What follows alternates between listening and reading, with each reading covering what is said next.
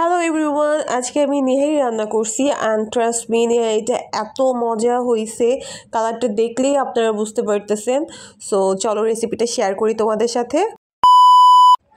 এখানে আমি প্রায় 8-10টার মতো নলি নিয়েছি, গোছসহ নলিগুলো।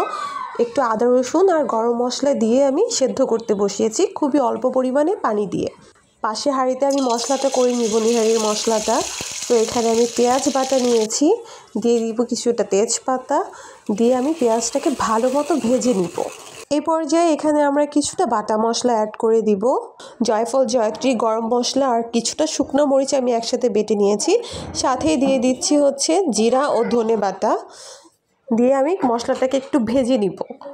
দিয়ে দিচ্ছি স্বাদ মতো লবণ ও সাথে দিয়ে দিচ্ছি 1 টেবিল চামচ পরিমাণ লাল মরিচের গুঁড়ো ও হাফ টেবিল চামচের পরিমাণ হলুদের গুঁড়ো।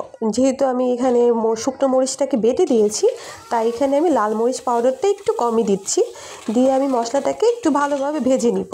মশলাটা যত ভালো হবে নিহারির কালারটা কিন্তু ততই সুন্দর হবে। এখন আমি বাদামের পেস্ট অ্যাড করব। এখানে আছে কাঠবাদাম ও কাজু বাদাম।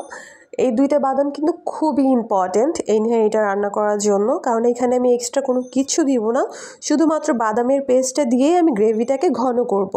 অ্যান্ড ট্রাস্ট মি, এই নিহারিটা খেতে এতটাই টেস্টি হবে যে একবার যদি আপনি এটা রান্না করেন, তাহলে এই শীতে তো আপনাকে বারবার এটা রান্না করতে হবেই।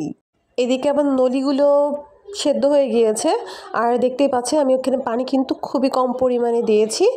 তো পাশের চুলাই হচ্ছে আমার মশলাটা হচ্ছে, তো আমি এখান থেকে মশলাটা নিয়ে এই হাঁড়িতে দিয়ে দিব, কারণ ওই হাঁড়িতে যে হাঁড়িতে মশলা করেছি সেই হাঁড়িটা খুবই ছোট হয়ে গেছে। তাই আমি এই হাঁড়িতে সবগুলো মশলা দিয়ে ভালো করে মিক্স করে নিব। তো মিক্স করার সময় একটা জিনিস খুবই খেয়াল রাখতে হবে, বেশি জোরে জোরে নাড়াচাড়া দেওয়া যাবে না, তাহলে নিহারির যে গোশগুলো আছে নলির সাথে লেগে সব ছুটে যাবে। পাশেই আমি গার্লিক নান করতেছি, আর গার্লিক নানটা ট্রাস্ট মি এত মজা খেতে, আমার তো খুবই পছন্দ নিহারির সাথে নান খাওয়া। সবাই বাইরেরটা খায়, বাট আমি এটা ঘরে বানিয়ে খাই। আর সাথে তো নিহারিটা এখানে হচ্ছেই। দিয়ে দিচ্ছি আমি কিছুটা গরম মশলা গুঁড়া আর কিছুটা কাঁচামরিচও দিয়ে দিয়েছি। দিয়ে আমি এটাকে এখন জাল করে নিব বেশ কিছুটা সময়। জাল হয়ে আসলে আমি এটাকে বাগার দিব, এখনও বাগার দেওয়া হয়নি। সো আস্তে আস্তে জাল হোক, আমি এখানে বাগারের প্রিপারেশন করছি।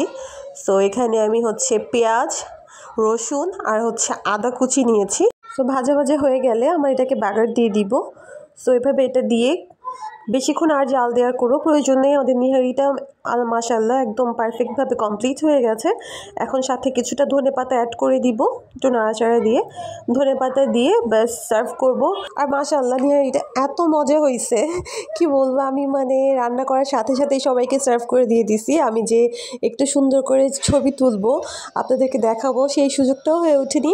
সো যাই হোক, আপনাদের যদি ভালো লাগে এই শীতে অবশ্যই নিহারিটা একবার হলেও বাসায় ট্রাই করবেন। And thanks for watching. Bye bye.